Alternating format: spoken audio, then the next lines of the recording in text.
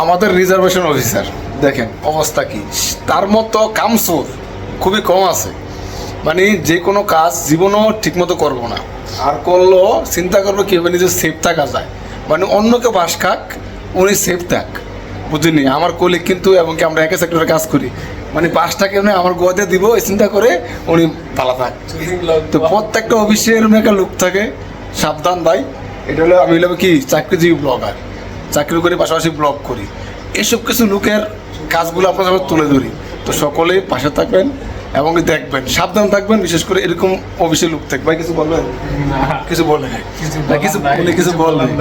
ওনারে বলছি যে একটা আলোচনা করি, আমরা একটা আলোচনা করে সমাধান আসি। না উনি আলোচনা করবেন না, বলেন কি বলবেন?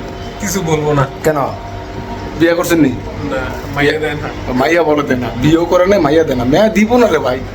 এই যে চেহারাটা, এই চেহারা দেখেন।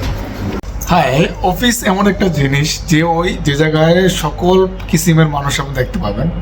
আমাদের অফিস ট্রাভেল এজেন্সির অফিস, এটার মধ্যে আপনি সকল প্রকারের মানুষ পাবেন, যা সকলে আপনাকে ফ্রেন্ডলিভাবে আপনার কাজে সহযোগিতা করবে। কিছু কিছু মানুষ আছে আমার এখানে অফিসে, আলহামদুলিল্লাহ খুবই ভালো অবস্থান। প্রত্যেকটা কর্পোরেট অফিসে আপনি যদি নিজের মতো করে গুছিয়ে নিতে পারেন, তাহলে আপনি সবচেয়ে সুখী এবং ভালো কাজ করতে পারবেন।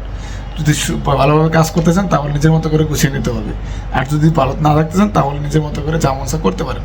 তবে আমার অফিসটা দেখানোর চেষ্টা করলাম, পুরোটা ব্লগ আসতেছে, পুরোটা ব্লগ দেখবেন এবং কেমন আছে অবশ্যই কমেন্টে জানাবেন। আমি চাকরিজীবী ব্লগার, চেষ্টা করি চাকরির পাশাপাশি কিছু করার জন্য, আমাদের কাছে তুলে ধরার চেষ্টা করি।